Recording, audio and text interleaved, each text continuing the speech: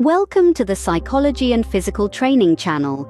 Ever wondered why psychologists seem to have an answer to every why regarding human behavior?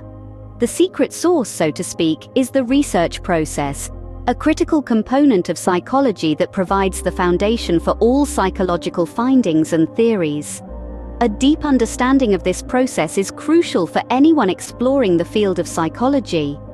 The research process in psychology is like a compass guiding us through the vast ocean of human behavior and mental processes. It's an intricate dance of various steps, each building upon the previous one, leading us to a comprehensive understanding of psychological phenomena. Firstly, we begin with formulating the research problem. It's about identifying a specific area of study, a question that needs to be answered, or a hypothesis that needs to be tested. It's like planting a seed that will eventually grow into a full-fledged research study. Next, we dive into the literature survey, a process of reviewing previous research and theories related to our research problem. This step is akin to watering our seed with the knowledge that has been accumulated over years of study by other researchers. The development of hypotheses, research, and sample design follows. Here, we define what we expect to find and how we plan to find it. It's the blueprint of our research, the roadmap that will guide our study. Once we have our roadmap, we move on to data collection and analysis. This is where we gather the information needed to test our hypothesis, like picking the fruits of our research tree. Finally, we reach the stage of hypothesis testing, interpretation, and reporting. This is where we analyze the data we've collected, determine whether our hypothesis was correct, and share our findings with the world. Each step is a piece of the puzzle, and when they all come together, they provide a clear picture of the human mind and behavior. The research process is a systematic and structured approach to uncovering the truths about human psychology. Indeed, the research process is the key to unlocking the mysteries of the human mind. Formulating the research problem. The first step in any research process is formulating the research problem. This is where the journey of inquiry begins in psychology. It's all about identifying an area of interest or a gap in existing knowledge that needs exploration. But it's not as simple as just pointing out what's missing. You see, formulating a research problem requires a delicate balance of specificity and scope. The problem statement should be clear and concise, leaving no room for ambiguity. It must succinctly describe the issue to be investigated, the context, and the implications of the problem. However, a good problem statement isn't just clear, it's also researchable. That means it should be grounded in existing literature and theory, and it should lead to testable hypotheses. It's not about solving world peace, but rather taking a manageable slice of the world's problems and striving to understand it better. Remember, a well-defined problem is the first step towards a successful research study. Literature survey. After defining the research problem, the next step is conducting a literature survey. Think of this as a treasure hunt of knowledge, where you delve into the vast sea of previously published work. This involves a systematic review of past research and theories related to your problem. It's here that you'll encounter various perspectives, approaches, and insights that others have brought to the same or similar problems. This process serves a dual purpose. First, it helps to refine your research question. Understanding what's been done before, the gaps in knowledge that exist, and the questions that remain unanswered can guide you to a more focused and relevant research question. Second, it aids in formulating hypotheses. By comparing and contrasting different studies and theories, you may find patterns or discrepancies that hint at potential hypotheses for your own research. A thorough literature survey lays the groundwork for the rest of the research process. Developing hypothesis, research, and sample design. With a solid foundation laid, it's time to develop a hypothesis and decide on the research and sample design. Picture this. You've spent hours poring over literature, immersing yourself in the world of existing knowledge. From this vast sea of information, you've identified gaps and formulated a research problem. Now, it's time to take the next step. Developing a hypothesis. A hypothesis, in essence, is your educated guess, a proposed explanation for the phenomenon you're investigating. This is where your literature survey comes to play. Based on the existing theories and studies, you form a prediction about the relationship between the variables of your study. It's important to remember that a hypothesis should be testable and falsifiable. It's not just a wild guess, but a conjecture grounded in evidence and theory. Once your hypothesis is set, it's time to consider your research design. Think of it as the blueprint of your study. A well-thought-out research design outlines how you'll conduct your study, what methods you'll use for data collection, and how you'll analyze the results. It helps ensure the reliability and validity of your findings. The choice of research design hinges on your research question and hypothesis.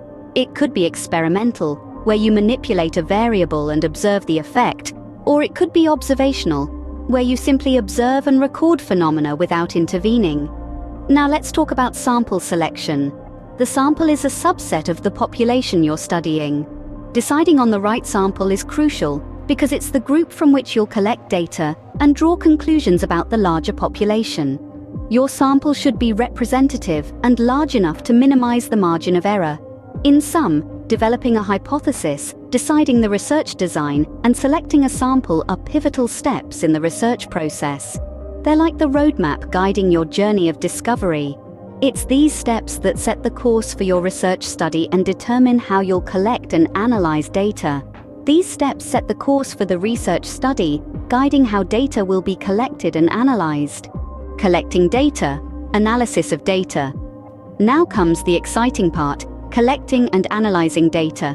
In the realm of psychology, methods for collecting data are as diverse as the human mind itself. We might use surveys or questionnaires, reaching out to a large number of individuals to gain insight into their thoughts, feelings, and behaviors. Or perhaps we choose to conduct interviews or observations, delving deeper into the experiences of a smaller group. Then there are experiments, where we manipulate one aspect of the environment and observe the effects. And let's not forget case studies, where we examine one person or group in detail. Each of these methods has its strengths and limitations, and the choice depends on the research question and the resources at hand. But here's a crucial point. No matter which method we use, ethical considerations are paramount. We must respect the rights and dignity of our participants, ensuring their participation is voluntary, they're informed about the research, and their data is kept confidential. Once we have our data, it's time for analysis. Here, we sift through the gathered information, looking for patterns and trends. Statistical methods come into play, helping us to understand the data and draw conclusions. We might use descriptive statistics to summarize the data, or inferential statistics to make predictions about a larger population based on our sample. But statistics are not just about crunching numbers. They help us to make sense of our data, to see the bigger picture. They allow us to determine whether the patterns we see are significant or just due to chance. And they provide a way to communicate our findings to others, to show the evidence that supports our conclusions. Data analysis is a rigorous process, requiring careful attention to detail and a solid understanding of statistical principles. But it's also a creative one, involving interpretation, judgment, and the ability to tell a story with data. The data collected and its analysis are the heart of the research study, providing the evidence to support or refute the hypothesis. Hypothesis, testing, interpretation, and reporting. The final steps of the research process involve hypothesis, testing, interpretation, and reporting. Now imagine that we have completed data collection and analysis. The next step is to test our hypothesis. This process typically involves comparing our data against the predictions made in our hypothesis. For example, if our hypothesis predicted that stress would increase heart rate, we would look for evidence of this in our data. We use statistical techniques to make this comparison. The specifics of these techniques vary depending on the nature of our data and our hypothesis, but the principle remains the same. We're looking for patterns in the data that support our predictions. After we've tested our hypothesis, we then move to interpretation. This is where we make sense of what our data is telling us. We look at the results of our hypothesis test and ask, What does this mean? For example, if we find evidence that stress does indeed increase heart rate, what are the implications of this finding? Interpretation requires a careful and critical eye. We need to consider all possible explanations for our findings, not just those that support our original hypothesis. We also need to consider the limitations of our study, as these can impact the validity of our interpretation. Finally, we come to reporting. This is where we share our findings with the world. We write up a report detailing our research process, our findings, and our interpretation of these findings. This report is then subjected to peer review, where other researchers assess the quality and validity of our work. In this report, we're careful to include all the necessary details. We want others to be able to replicate our study if they wish, and to understand exactly how we arrived at our conclusions. We also want to provide enough context for our findings to be properly understood. Reporting is not just about announcing our results. It's about contributing to the collective knowledge of the scientific community. It's about sparking discussion, inspiring future research, and ultimately, advancing our understanding of the world around us. These final steps bring the research process full circle, providing the answers to the why we initially sought. The research process in psychology. So we've taken a journey through the research process in psychology. We've seen the importance of formulating a clear research problem. This is our starting point, our guiding light. Then, we dove into the vast sea of literature, swimming through existing studies to gain context and insight. Next, we moved on to hypothesis development, where we formulated our educated guesses and planned our research design.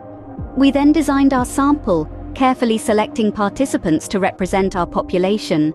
The data collection and analysis stage followed, where we gathered and examined the necessary information to test our hypotheses. We saw how hypothesis testing can confirm or refute our initial assumptions, and learned the importance of interpreting our findings and reporting them accurately and honestly. These stages, though distinct, are deeply interconnected, each contributing to the overall success of our psychology research study. Remember, every why in psychology starts with a well-planned research process. And if you like this video, do not forget to subscribe to the Psychology and Physical Training channel for more videos. Thanks for watching.